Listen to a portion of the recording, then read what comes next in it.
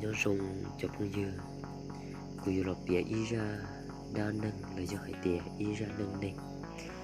ra từ nô do hãy cho mê kể bế mù do hạ rung là do hãy tìa bế mù xạ rung xạ chua thọ bế cho mù nhớ trô hạ rung hạ chua là do bế cho chỉ nâng chỉ chế mù do hạ rung hạ chua mua cây linh là do mua cây tù chín cho chân pha tê thầu mú nó chè tê tu cu dụa kẻ cho cá lò chỉ cho trẻ cu ô bê nu kẻ tê tu nó chè chỉ chùa xị cu họ muốn phá tàu tê chia nhậu là do tê chia ủa nữ hai kia là loài tìa tê nhiều liên trâu tê nữa nè giờ li cụ thọ chẳng ý trong phong dư lòng ra cũng lòng thọ bi có cho trong thọ sáu sẽ ra mày đan đàn mò nữa một rồi đi chẳng thọ u để cô chỉ tông tệ thia nhạc của trên tệ nó xin thọ lúc khi hở của ốp hạ cầu gì cầu chùa nhớ trồ lu rồi thọ u của là kia trò là phương hồi tiền rồi nào thể thia là hồi tiền rồi bắn nà nhớ trồ ô lu rồi nô cô do xanh thọ u là u trò bên bố cô tờ trò mù nhô ta chỉ nô là cô trò khá mù nhô lu rồi bắn nà ta là cô mù nhô mua rê mua rọ đùa là thia là cô thở kế lo mù nhô rồng là thia chỉ ta lên đá thông từ lúc rồi ta một trôn trả lúc rồi tiền đã thể ta chỉ nô là cô thở kế một thâu trả lực thiên giờ lên nô nhô mua ít nu của tụi phụ như tao hay tiền có ứ mùi giờ hạ rộng nhớ trôn trả lúc rồi là giờ tiền đã là lúc cô rồi đã thể trả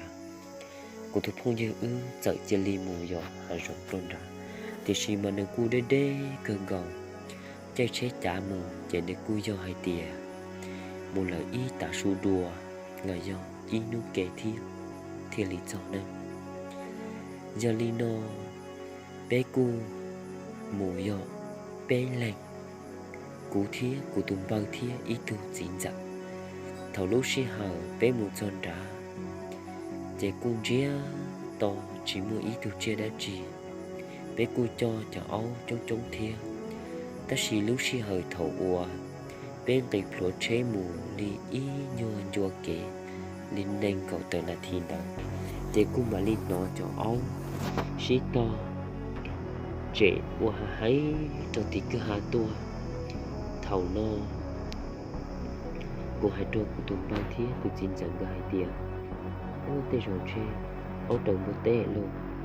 ôi lấy cho ta xin tao sợ xin nó lúc xuống hai tiền thề mà đổ đi trọ xứ ô chuông mua cua thía ô chuông đầy cua đi màu này cho tôi thì cả hạt tôi thầu lúc xưa hồi nay của tôi xin chẳng thía của tôi bao ư thì chẳng đâu với cái kia trong về hậu hạ với cùng cho bé ô chàng chia to chỉ mua đã chỉ li còn áo mà luôn lúc tôi này bé cho áo nó để cũng mới ít từng áo dần lớn đó có lẽ họ mua là nó cái câu rình xí còn đôi li chó cũng như chó tí thiên cũng như chó mê trong cái mộng đó thầu mơ ôi chả bên trên chia chỉ có ác chi chia chỉ có thằng đất chi li lúc xuống cua và chia to thì bé tự là rau xít thảo và thì ôi giờ rong đi nói chè chia của một tòa đơn giản tôi kể là do tôi đền trả hạn đá chia của thùng báo một tòa trong tôi bé tỏ chia xin chẳng một cho âu thìa đùa thọ bé chúng ta tỏ mua vạn phèn là ta tỏ bé mua xí phai lì nọ tàn trò sư ô cha tu mỏ âu dừng đều cho sư một tỏ cho cháy về bên đó khẩu tua bên rìa ô cha giờ tí thực gì thầy lia ô lô hậu xia mà đừng lia thia ní chỉ chạy bê lì thầu no của tôi xin giờ hai tia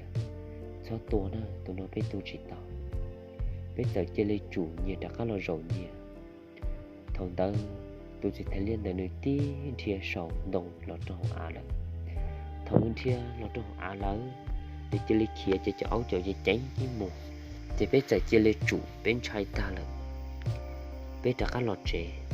thầu nó bên chỉ lấy lò giò hà rong tua nà tua nông đôi đi lọt trẻ lại xí thì chỉ ổn đây thầu bên lò nữa mà bên thứ chỉ tàu lọt cho trẻ bên trong là bự tỏi to kẻ xí ít biệt trong tu kia giờ chỉ là ôn bao sủa được tu chính ra hay tiệt nếu chỉ do này thì nếu chỉ do chia nếu chỉ do bố tế thì nếu chỉ do đại nếu do họ nên đỡ xứ có biết sao cho ông một chậu nương thiết có biết sao cho ông một trời nương lại biết sao tổ ông thiết bé kia lò ní yang chín trái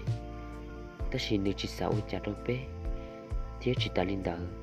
nên trai là nên chuẩn trai bé tí tôi mà âu dạng xứ nó nó chỉ thầu nó của tôi diễn giờ nếu trí thằng là cho tôi trả tước bỏ kẻ xong chỉ ta linh đỡ cả nông tư qua rõ ràng là thầu no của tôi chính giờ hai đôi ư hay tiệt ô tôi mình nhủ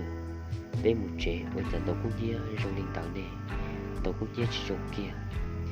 chỉ thầu no bé giờ xí từ ba không rõ ràng bây giờ lọt trẻ bây giờ cho bé chân nhà ông đó khá lọt trẻ thì bé mua cho hà rốn thì nhưng chỉ mua đã chi hay tiệt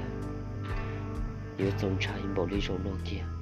rốn nó mà bé giờ hà rốn chỉ như thì trồng trái thì tía đi đâu mà cũng hay đâu thì ý trồng mua gì có mua giờ hà rốn còn tránh pha thì còn nó cũng mất bé lùn lùn thiết bé mê mê đi đâu và bé sẽ đầu lúc xứ trong họ hay tiệt giờ cuối quốc gia ý khó rút gọt cả mà đi vấn đề hẹn tôn tú tao phải đôi bé sẽ đỡ lòng